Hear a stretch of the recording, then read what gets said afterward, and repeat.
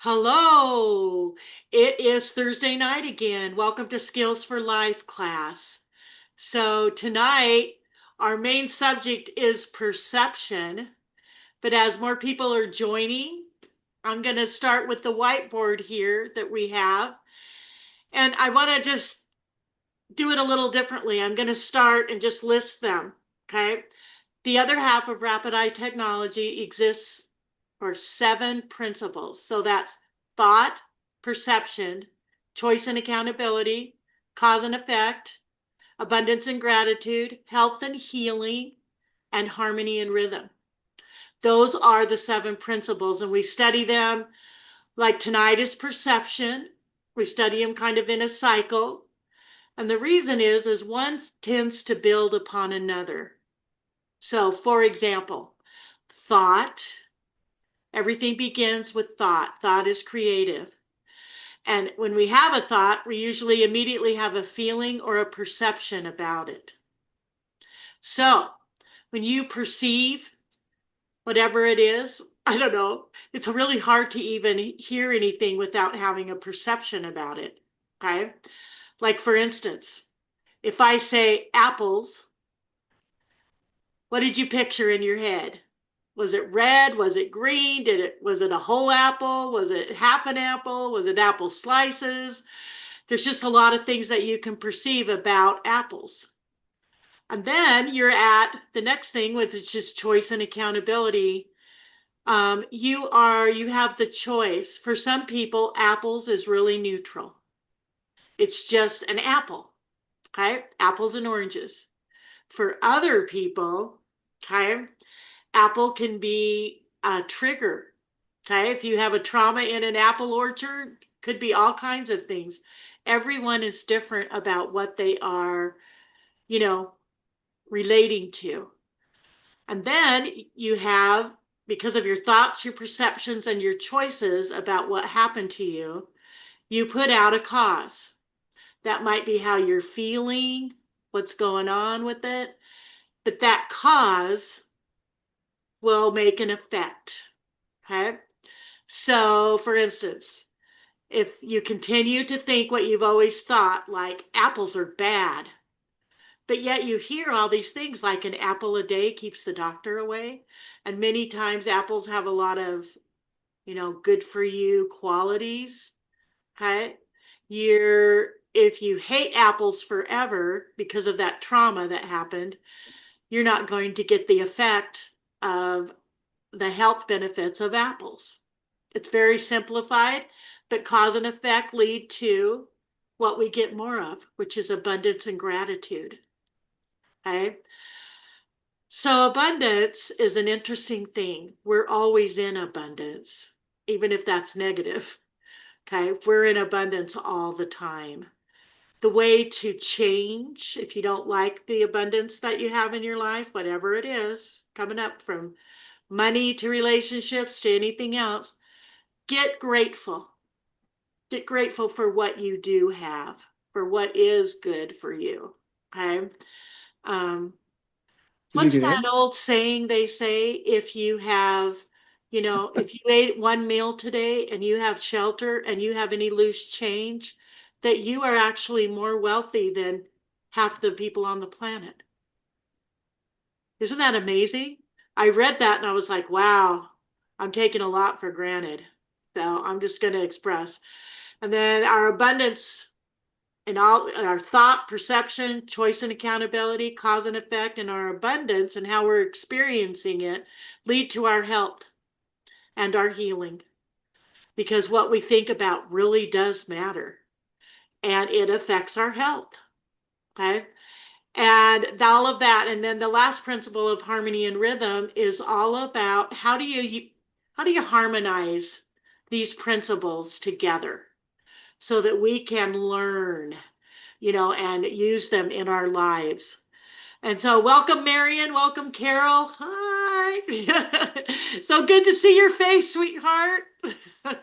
So, just know that the 7 principles, besides being the cognitive repatterning or the other half of Rapid Eye, even if you never did a Rapid Eye session, the Skills for Life would really serve you to study and to be aware of in your life. So, that old saying that the Salvation Army has, that you don't try to teach man about God if he's hungry. You give him a meal first, okay? And then they would talk about other matters. But it's kind of like a line upon line. If most of the planet doesn't have food, shelter, and even spare change to get what they need, they're not going to be really working or thinking about, self-actualization or they're just trying to survive. So when we're in survival mode, it's difficult to study higher principles. So Tyler and I were having a conversation a little earlier, and I liked what he said. He said something that's sticking with me. I'm going to do the very best that I can to help everyone I come in contact with and not keep track. Okay? Not keep a list. Just do. If it comes in front of you and you can help, do it. Do that. So our community builders that we have are just left of the principles here on the whiteboard. HHF is a huge one. That's how we ask for help without telling the story. A lot of us as healers, we don't want to say, oh boy, did I create a crappy day today. We don't want to say that. And sometimes I'll just put out an HHF for someone when I know they're having a hard time. Because help, my hair's on fire means I need a lot of extra energy right now, but I really don't want to get into the negativity of the story. Does that make sense? So it's a way for us healers to ask for energy right now. Just ask for assistance, extra energy to learn how to do it and how, to get out of the state that we're in. And it really matters. A lot of people, they really feel it because they call me and tell me, wow, when I asked for people to send me energy, I immediately noticed. So really good, really good. The two things that help, I think the universe has to help us pay attention. One is the universal 2x4, meaning something will happen, okay, and we'll go, oh, okay, the universal 2x4 is telling me this. I want to take advantage of that. And if we don't listen to those universal 2x4s, then we get the Mack truck, which are the bigger things, the health problems, the, things in our lives that then we can focus on nothing else except for that Mack truck. So I don't know if you've ever had a loved one go in the hospital, but when they do, what are you focusing on? Only that, because that's what we're doing right now. So it's nice to get our lives in a place of stability where we can do that. Okay, so back to the whiteboard. Thank you. Okay, pay attention inside now. I included the acronym for pain because a lot of people, I once walked around with a sliver in my foot for about 3 weeks before I actually slowed down long enough to get it. It would only come up when I stepped on it on a certain way and I'd forget about it. And then, and I'm laughing at myself because pay attention when your body tells you something. So I ended up with it being red and infected because I just didn't pay attention. So make that leap to everything in your life. If you're feeling pain anywhere, not just physically, but emotionally, another thing. Hi, Benek. Just want to say hi. It's really important that you actually pay attention to it. That's the universe's. The universe only has your body a lot of times to communicate to you if we're not listening spiritually, if we're too upset emotionally, if our thoughts are stinking thinking, right? What does it have left? It's got the body. So it'll give us a universal 2x4. Hopefully not a Mack truck, but a universal 2x4 to say, hey, pay attention. Okay? And then the last one is the cancel that. I hope you all have a cancel that story Have you ever been listening to somebody and they're really going on and on about perception, about their thoughts, about what happened with their neighbor, any and all of that? Okay, they're going on and on about it. And in your mind, I always say when people, I try it with other people when they say, "Oh, I was so stupid. I should have known that about them, or I should have noticed that." I always say, "Well, cancel that. Don't shit on yourself." Okay. It's a nice way of saying, hey, let's focus on what you can do. Okay. Let's look forward instead of backwards. So those are our little community builders there. And I like talking about them at first because it gives everybody time to get on. So, so I'm glad you're here, you guys. So tonight is perception, and I get to talk about this, and I want to hear from each of you. So plan on sharing a little bit about what we're talking about tonight, and that's perception. So let's start with, you've all heard the story of two people or three standing on a street corner and there's a car accident. Okay. And the police come around later to get details of what happened. And they all tell their story. Okay. While they're, and they gave them lie detector tests. Okay. And guess what? They were all telling the truth, but the actual facts of the story were different. So, what do you think about that? Perception matters, Yeah. right? Yeah, perception matters. So, I want to put a perception situation to us. I want to start with the video, the one we talked about we were going to do first. Tyler, Okay. can you put Yes. that? Yeah. Yeah. Okay. This is going here.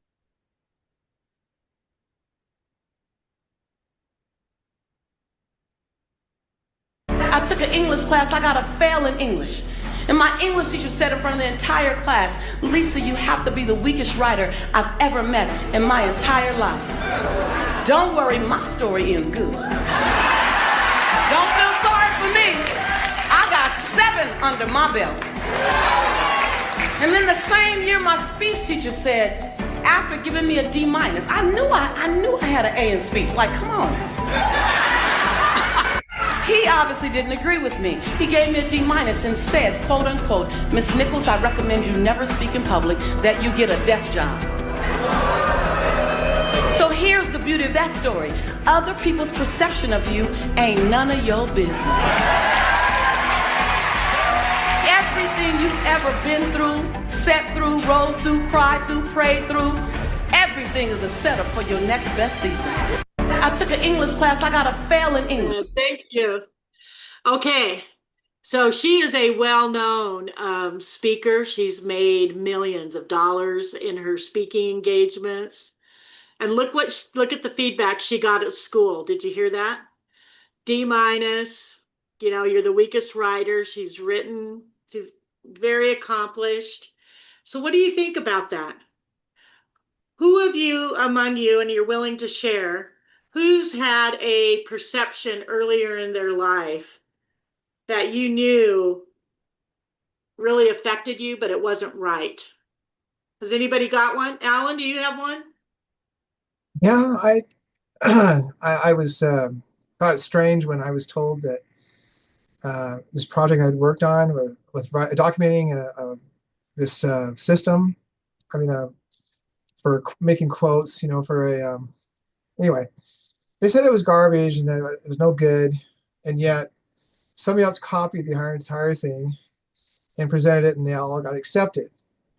So basically, it was a bad perception about somehow that I could not create anything good, and yet they took it when somebody else presented it. And they actually said, "I copied this from Alan." And I was just, so it was really kind of odd. And I guess it kind of hurts when people are being so stupid about it. Yeah. But anyway, it's a little hard to overcome that. So you get to change that because you've been very successful in technical writing. Oh, I always have. Yeah, you probably have more positive experiences than negative, but yet that one is kind of upfront.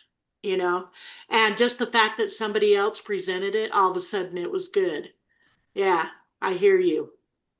I've had other bizarre things. I mean, like I have this class of fourth graders that worship me. Like when I taught one day, I came back a couple days later in a different class, but across the room, and they were just screaming like I was a rock star. You're like, oh, Isaiah. Teacher even said, wow, they really liked you. And they had their class. They just went bananas, and I couldn't seem to connect. Yeah, So it's just, I don't know. I guess you can't expect the same result every time, but yeah. Thank you for sharing so much. Carol, do you have one? There probably is, but nothing's coming to mind Okay. right now. Probably later I'll go, oh, this is it. Oh, all right. Thank you. Benay, do you have one?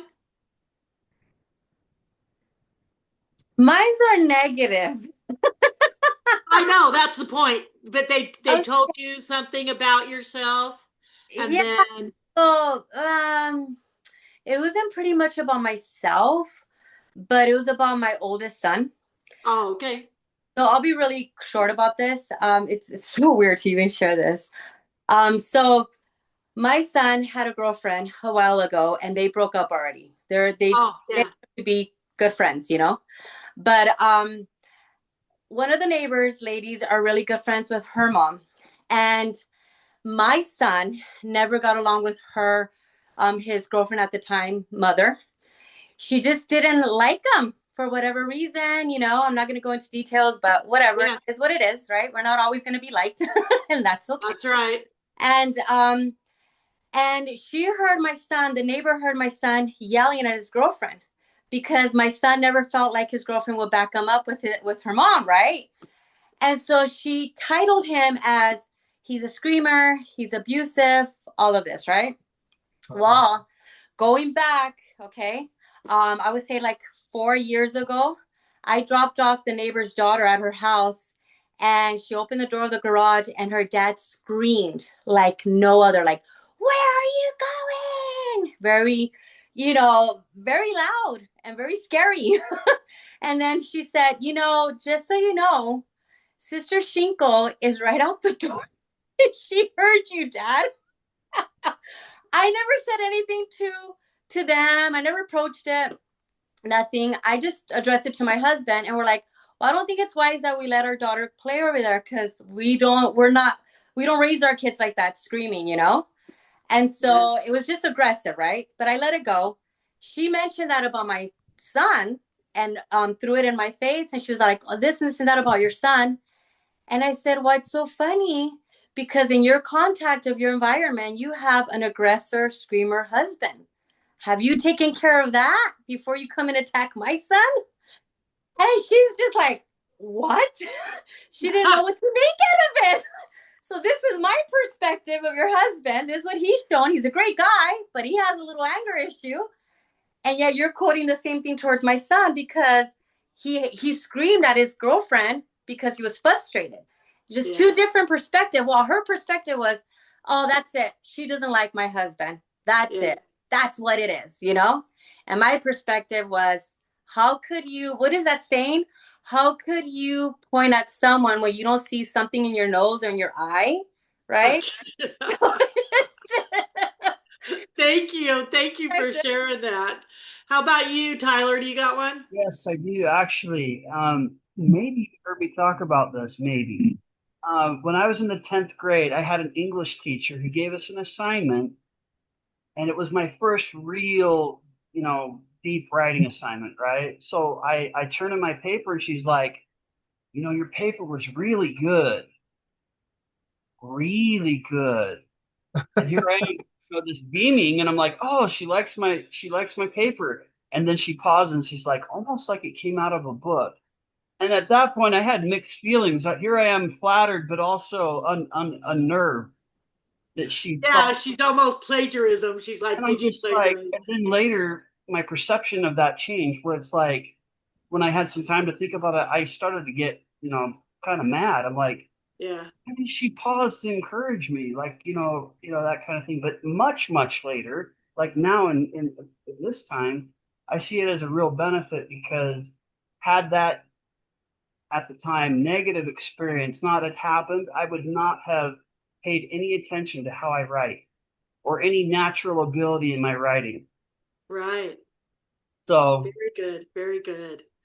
Okay. Thank you guys for sharing. Lynell, can you hear me? Yes, I Lynell, can can. you hear me? Yes. I'm in. Miracle. Yay. Good. Anyway, Thank I'll you. tell We're you one. talking about perception. I have perception. Well, this is something that happened to me as a child.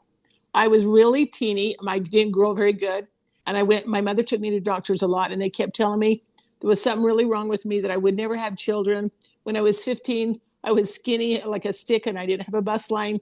I was just not growing and developing. And so I was told, you won't ever have children. And so when my husband proposed to me, I told him, you're such a good man. I think you should go find someone else that can have kids for you. Because I can't have any kids. So he thought about it and thought about it. And he said, oh, you know what? In our church, we're LDS, and they get what's called patriarchal blessings. And I don't know if you even know what they are, Uh-huh. but the patriarch told him he would have children in his patriarchal blessing. In mine, it didn't say a word. And so I said, see, I'm not supposed to have kids. And he said, well, if you marry me, you'll have kids. So I said, oh, okay, well, maybe I'll marry you then. So I thought I loved him. I thought he was the right one. So we got married, and guess what? We have 11 kids. And the Oh first my. baby that Why and were the they first baby wrong? Oof. the first baby that was born, I was so scared to have the baby because I thought the boy would be born dead. And even right to the delivery, I was afraid during the delivery. And when the baby was born and she was crying, I said to the doctor, she's alive. She's alive. Oh, she's alive. I can't believe she's alive. And I just thought she was going to be dead. So it was something I was so ingrained in my head by those doctors. I didn't think that I would have a baby and the baby would be born alive. Well, congratulations, and thanks for sharing that with us. So I have a thing I want to put towards everyone now. It's an example of a perception. Okay. And let's start with that other video, Tyler, on the okay. one, or Alan, on the one that is you hear it differently according to how it's teed Yes, up. I'll get that. Yeah. Yeah, that one. So watch this.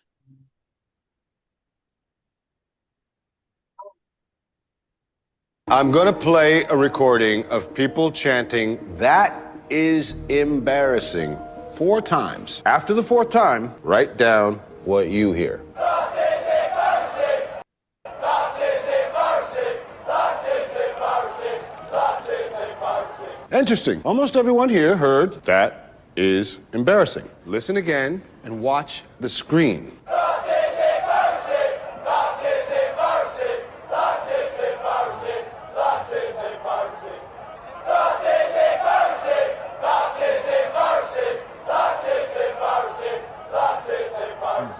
You heard the same thing every single time. Our eyes and ears take in electrical signals which our brains interpret based on our expectations. We don't see reality. We see our reality. I'm going to play a recording of... Hey, so did you hear that? We don't actually experience reality. We see and hear our reality. That's how perception works. Okay. Perception is an interesting thing. So let's take a tree. Think about a tree and how you feel about a tree. Anybody hate trees? Good. Everybody love trees? I do. I like them a lot. So to an environment, I'm going to read it out of here because I love the wording that they used. So there's 2 different perceptions here we're going to discover here. So for when a logger sees a tree and sees only the profit to be made, forests disappear. But when an environmentalist looks at a tree, the tree remains and the mighty owls and birds have a place to make their home. So what's the true reality? Right? Depends on what your perception is and probably what your job is in that moment, right? Okay, I got another one here. Where did I put it?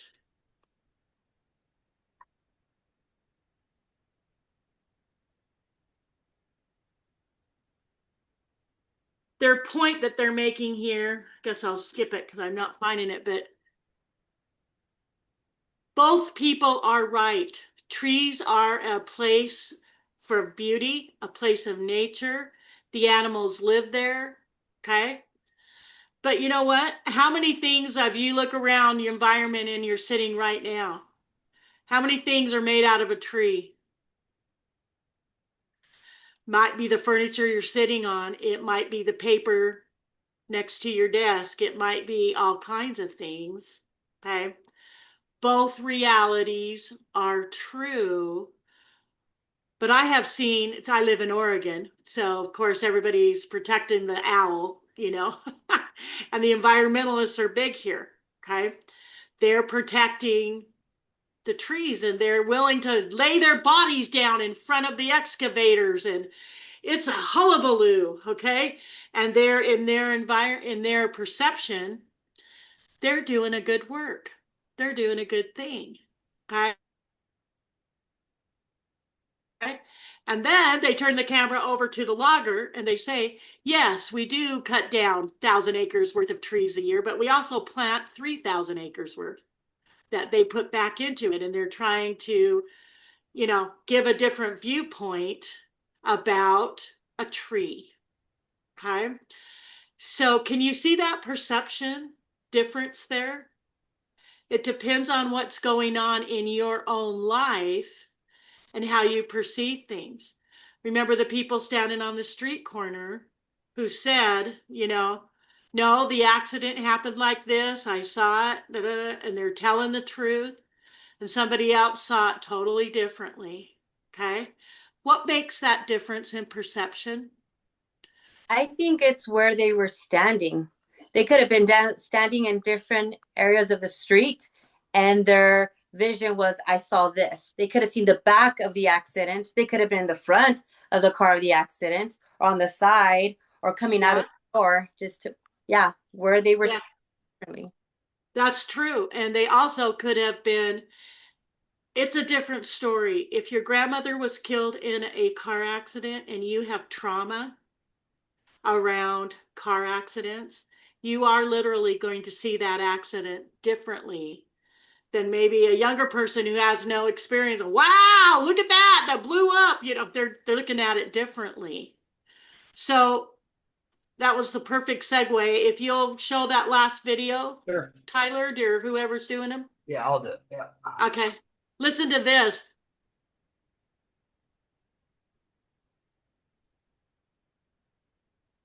What is the one spy trick you would teach everyone that they can use to improve their life instantly? The most important spy trick to change everything immediately is something called perception versus perspective. We all look at the world through our own perception, but perception is your interpretation of the world around you. But it's unique only to you. There's no advantage in your perception. That's why so many people find themselves arguing all the time, trying to convince other people of their own perception. The way that you win any argument, the way that you get ahead in your career, the way that you outsell or outrace anybody is when you move off of perception and move into perspective. When you shift places and get out of your own perception and into someone else's perspective, now you're thinking like them, which is giving you an informational advantage. But you know what they're all doing? Everyone else out there is trapped in their own perception, not thinking about a different perspective. So immediately you have superior information, superior positioning, you have an advantage that they don't have. And if you do that to your boss, it's going to change your career. If you do that to your spouse, it's going to change your marriage. If you do that to your kids, it's going to change your family legacy because nobody else out there is doing it. What is the one? Okay. What did you hear? What did they say? Can somebody say it in another voice? To me, it just sounds like the value of empathy. Okay. The value of empathy is so strong that when you endeavor to be empathic, when you see somebody's perception, or how he put it, perspective, that you actually can pretty much be on the same wavelength, and you can actually, build bridges. I love it. Can I say what something? I'm trying to understand what was just happened on the video. Did he say to understand the other person's side of it, so you have a perception of what they think? Is that what you got from that? Perspective. It's all perspective. We all have a perception, but that's our own. When you are able to step out of your shoes and step into somebody else's shoes, then you're in perspective and you can see it differently. Okay, so you're seeing the other person, right? Is that what you're saying? You're seeing what they're seeing, or you're understanding what they're feeling, right? You're trying to, yeah. Okay. I just want to make sure I understood that. Yeah. Cheryl, did you have a comment? I was going to say, the way I understood that perception is just one view, and when you have perspective, that's an advantage because it gives you more angles to see more of a whole picture. That's right. Beautifully said. Thank you. So, how can this benefit us in our lives, in our everyday lives of things going on? We have different perspectives politically, religiously, right? Even how to, tie your shoes. I've seen several different people teach their children how to tie shoes, and I always thought, wow, I would have never had that perspective. I would have never thought about making it a rabbit and doing that, all that. So it's having another perspective is really good, and not to get caught, okay, in your own perception for too long. Don't you want to see it? Don't you want to look at things differently? Don't you want to see it differently? And it kind of leads to that old saying, would you rather be right or happy? Okay. If you have to, anything that makes you get like this, where you have to defend, you feel like you have to defend your perception and that you're right, that's when you want to like take a deep breath, step back a little bit.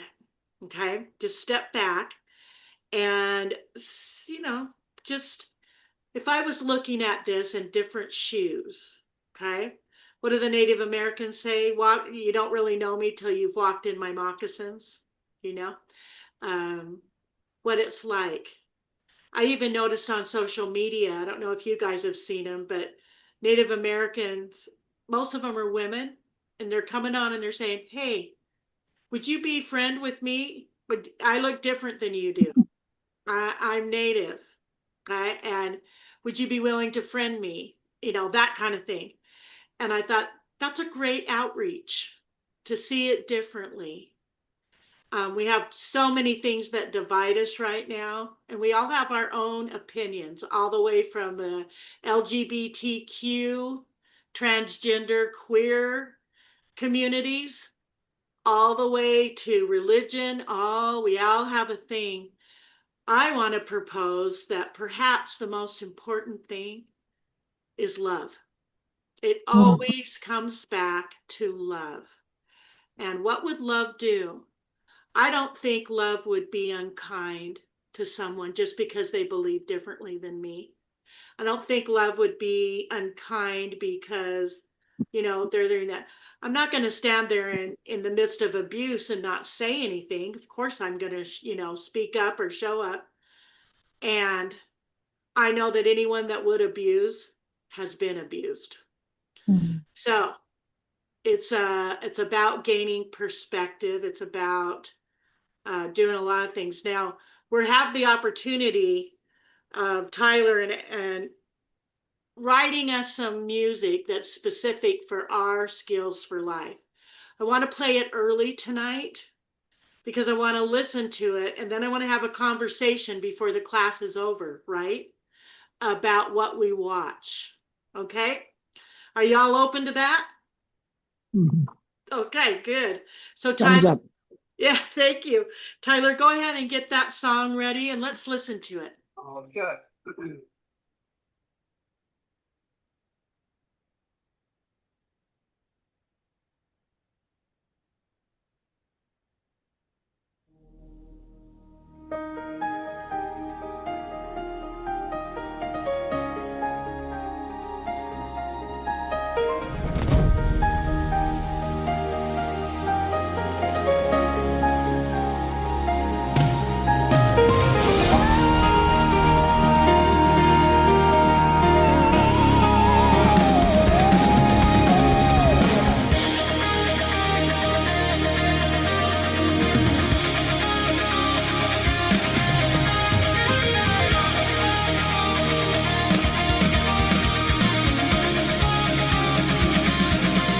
Things are a likeness of what I give to them.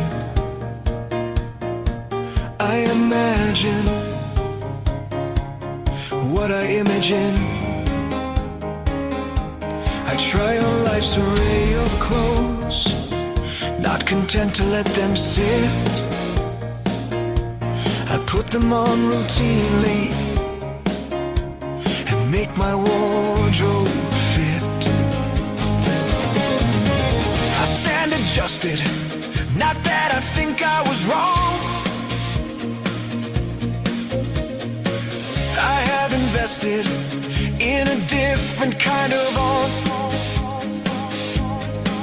The switch has been flipped, and so with it has the script. Yeah, not that it was off, nor my handling of it. I'm about to say goodbye. Goodbye's about to be my guide. Infinity's a place, placing my setting in a space. It's happy to accommodate or keep things all the same. A measure of my savings, saving me a need to bank, or count on immobility, inflexible to change. In an era I might not see that I could start again. Could be a time to challenge the spinning wheel I might be in. Whoa, and I may be really going and really nowhere fast. Everything can have its use and doesn't have to last. Whoa, neither do I have to petrify the resting in one place. I can turn things all around and yet be in the frame. With lines I can structure and with colors respirate and bring to life to its newness with welcome that it can.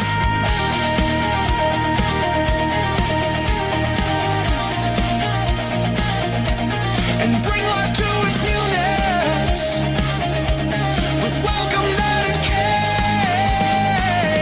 I'm about to say goodbye. Goodbye's about to be my guide. Infinity's a place, placing my setting in a space. It's happy to accommodate or keep things all the same. A measure of my savings, saving me a need to bank, or count on immobility, inflexible to change.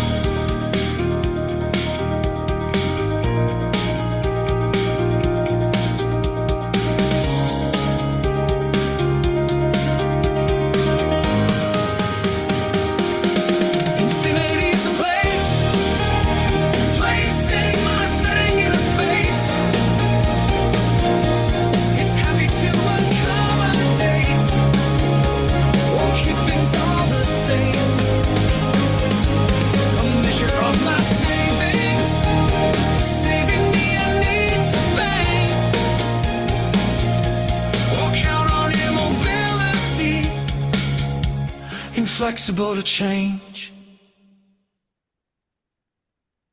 Hey, what did you hear in that song? Who's willing to share?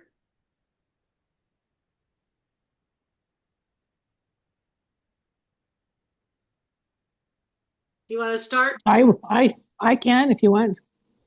I think that the movie was talking about changing. It doesn't matter what it is, we can change. We can change, become a different person. Our life can be different. We don't have to stay the same. That's right.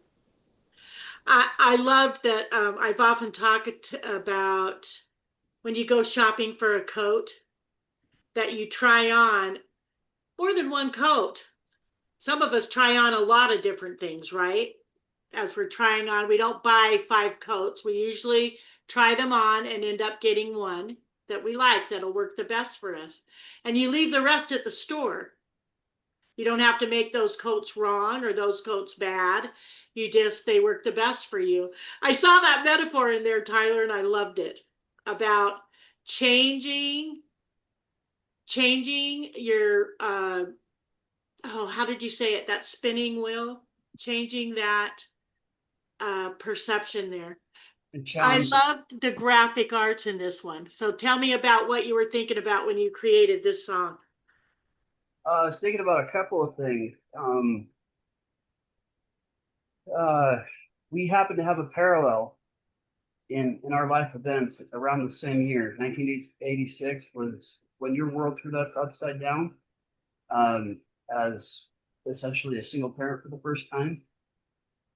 Same with my mother, and so she had to move forward in life with 4 kids strapped to her back, figuring out how she's going to do things with 4 kids and still keep up with school and work at the same time. And just the kind of the wrench and the challenge that it was to perceive things in a new way and how it could work out. And I'd hear her all the time say, how's this going to work? Because she knew that she wasn't the kind of person, she was a very strong-willed person. She wasn't the kind of person to ask for help. And so in her perception, it was like, do everything herself. And that's what she did naturally, and she did it well. But there were points where she did break down, and she did ask for help, but it was only after she gained the trust of people, because you never know when somebody's going to, if somebody has an ulterior motive, right? And so I was thinking of both of you and my mother, what happened with my mother and myself, and in that light, where it's like, it might be a time to challenge the spinning wheel that I'm in, right? Because I know that you made that comment where you're like, how's this gonna work? Your whole world turns upside down. But then you also said that later it was a blessing. Yes. And also, when it comes to, because we're talking about perspective here as well as perception. So when we endeavor to do something just slightly different, almost for the heck of doing it different, it can be a help to us. It's like you've talked about how sometimes when you get into the car a little bit differently, or when you enter a building, like you're going to work, you'll enter in a different way, and it just shakes things up. And it helps you realize that you don't have to do the same thing the same way all the time. That's and so right. another thing behind the, try on life's array of clothes, not content to let them sit. And that it's just beneficial to shake things up a bit. Yeah. In your imagery of your pictures that you chose and that you used, I loved it. They were slightly different colors. They had a futuristic sort of feel to some of them. Yeah. And it kind of is expansive. It makes me think about that. Carol, did you have any thoughts on this song? Did it take you anywhere?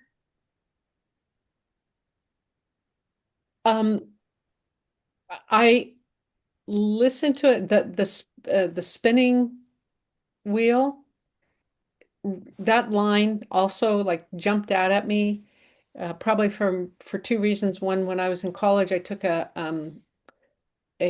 weaving and spinning class, wool. I mean, imagine that in college. That's kind of unusual, but um, so it had, this double edge piece to it. And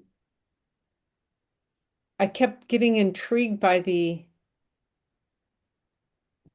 uh,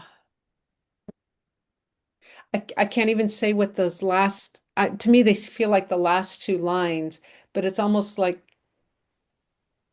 oxymoron's not the right word, but it was like said in the negative, but it's to say that it could be. Do you guys, what were those Yes. lines, Tyler? So it might, the line was, it might be a time to challenge a spinning wheel I might be in. And it also makes reference to a chakra. So Oh, cool. Cool. if you could be stuck in like, I don't know, I can't see spectrum energy like Lynell can, but I imagine that we look like little lobes at times. If you're stuck in one chakra where one of our chakras is more magnified than another, maybe it's an imbalance. I don't know. Say. Yeah. But yeah. Mhm. Thank you. Thank you. Hey, I Nancy. realized one more piece about that, Yeah. that I can now remember, because spinning wool on a spinning wheel is very meditative. I didn't know what meditation was back, decades ago, but I loved it because I felt so good. And of course now, many years later, I know because I was actually meditating. You don't think anything really, and you just keep doing the same thing. And every once in a while, if you have it, if depending how the wool's been cleaned, you might find a sticker in there.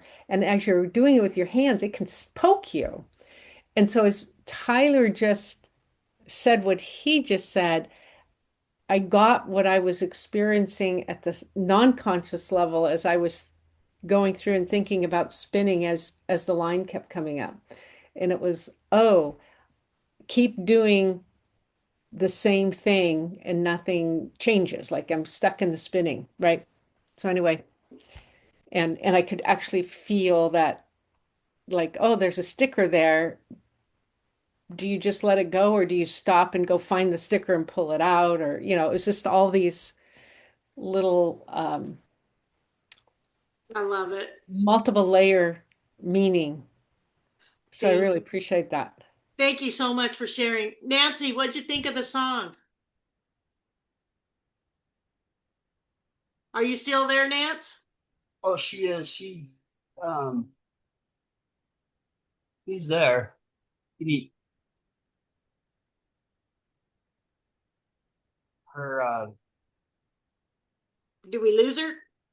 I just did a ask to unmute thing. She's there. She just, microphone's muted. So Oh, okay. Maybe she went to the bathroom. Who knows? maybe. Anybody else want to share anything about this song? I'll go ahead and say what my intent for this song was. Okay, cool. My intention was, now I really am grateful for the snippets that we share, everything from the videos to the input of others, all adds to the thoughts behind these songs. And so I really believe what I put into it. And my intent was to show that through our active incentive to change, that we can get a better perspective of life. And I think that is, I think that most people pick that up when they listen to it a couple of times. But that was my intention. Yeah. Who knows who Merrill Osmond is? I do. I do. Yep. I do. Yep. Who's ever heard about Merrill Osmond publicly talking about his, chronic depression? Yep. Okay. I was reading a magazine back in, I think it was 2004, and I saw an article where Merrill Osmond had published something about how he manages depression. And he doesn't, I guess in the past he had used like medication and things like that, but people were asking, oh, you went off your medication. What are you doing now? And all he said was, I lifestyle change as if it was, urgent. So like he'll, like one day he'd dress up as a biker and go biking down a highway on a motorcycle, or, he just said that the constant, adjustment, the constant change that he forced in order to manage depression kept that depression under control. And that's what I remember reading in that article. And, when he was first diagnosed back I guess when it was first really apparent to him that he had struggled with this kind of chronic depression, it wasn't as widely known. It wasn't as, back in the 70s when he was a teenager, it wasn't as widely known and therefore widely dealt with. And so he went on his own journey through meds and other things. But it was interesting to read that article that, it sounded to me that for the first time in his life, he had everything under control as far as depression goes. So. Well, and he was trying on different ways of being. Yeah. I think that somehow he got the message that if you continue to do what you've always done, you'll continue to get what you've always gotten.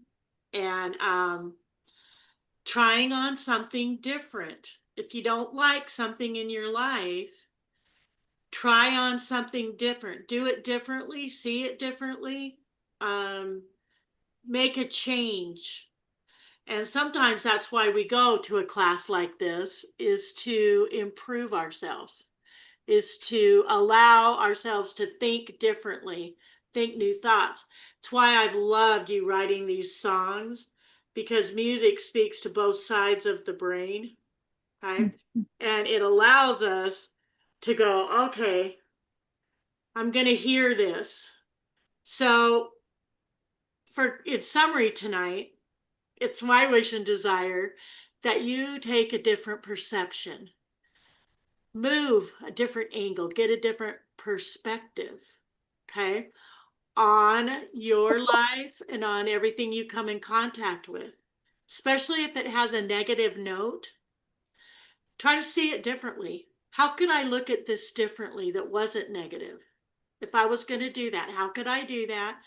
Think of some ways that you could do that, and continue to understand that.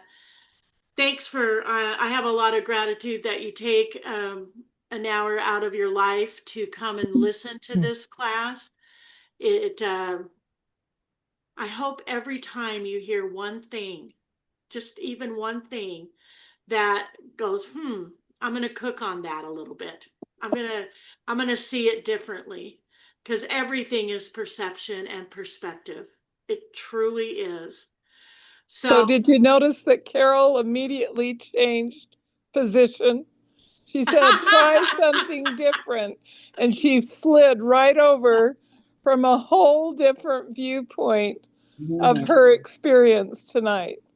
Love And it. Good to hear your voice, Marion. Yay. I got to tell you, there might be something on that Nancy couldn't get. I could not get my mute thing off for several times tonight. So it could have been a little bit of a tech glitch, but I could still see when Carol moved over, and I thought, oh my gosh, that girl's putting it right into place. I was so impressed. And the other thing is that we recognize, just like Tyler shared the example of Merrill Osmond, he was, Lynell, like you were saying, he was trying on different aspects, and it raised his choice of choosing into living. He chose to get curious, and he chose to do something, an action, to tie it not just only with his thoughts. It was just like Carol sliding right over then. Merrill did the same thing. He tried something different. And so, like earlier when you were asking, how do we get perception and perspective? And I'm really working on paying attention to taking that extra breath and saying, oh, isn't that interesting? And that seems to shift me into trying to, seeing it from someone else's viewpoint. And that's helped me a lot in personal relationships with family, loved ones, with when I'm working with, I've had a lot of exposure to different medical professionals recently, and it helps me to take a breath and give a moment to understand how their life or their background or their training is coming into play when we engage in a conversation. So I didn't mean to go down that rabbit hole too far. I'm just letting you know that I really think there's something about curiosity. And there comes Carol again. Watch that girl. She just moves. Anyway, thanks for letting me share. You bet. Thank you for sharing, Marion. So at the Institute this winter, I try to make an improvement every year. We've been retiling the showers. Okay. Wow. And so I'm loving them and they look wonderful. There's a lot of new plumbing. There's a lot of things. And I'm always amazed at how when you start a project, there's always more. There's always more than you thought there was going to be. Yeah. Oh, you take that wall down and all of a sudden you find some things you got to do. Okay. And so it's been one of those things, but I just wanted to say that to those of you that are coming to training sometime this year. You're going to have a beautiful new showers and new things to use. And I just wanted you to know that we're continually improving the Institute. And I want to thank everyone who participated tonight. Thank you so much. And we're going to listen to the song one more time as a closing, because I think it's a fabulous, mind expanding thing. And I'm going to look for more, because sometimes people talk about stuff and you go, wow, did I miss that? So thank you, Tyler, again.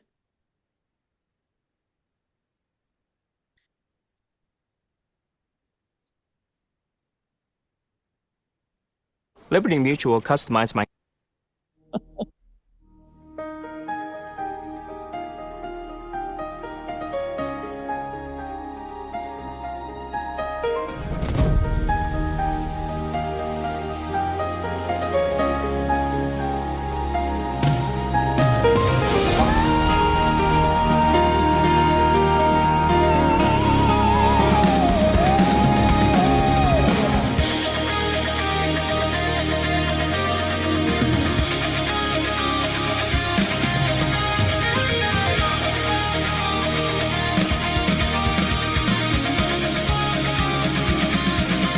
Things are a likeness of what I give to them. I imagine what I imagine. I try on life's array of clothes, not content to let them sit. I put them on routinely and make my wardrobe fit. I stand adjusted, not that I think I was wrong. I have invested in a different kind of on.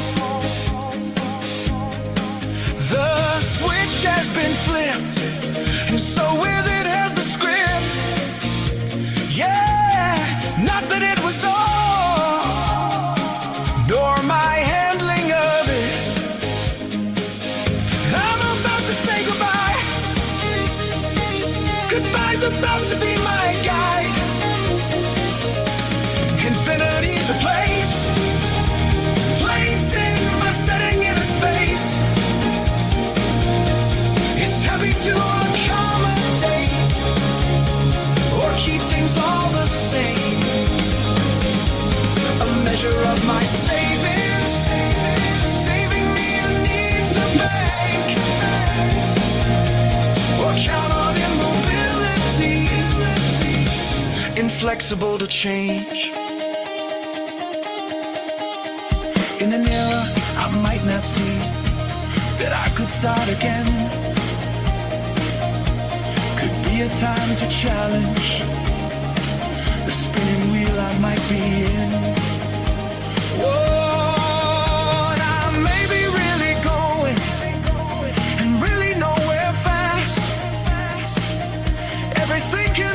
to use and doesn't have to last. Oh, neither do I have to petrify the resting in one place. I can turn things all around and yet be in the frame. With lines I can structure and with colors respirate and bring to life to its newness with welcome that it can.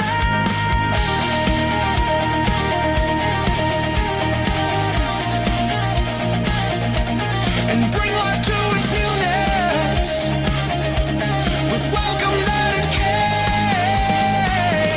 I'm about to say goodbye. Goodbye's about to be my guide.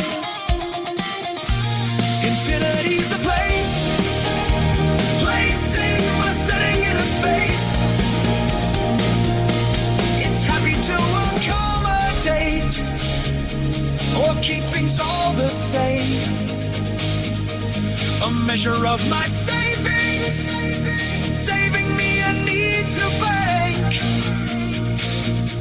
or count on immobility, inflexible to change.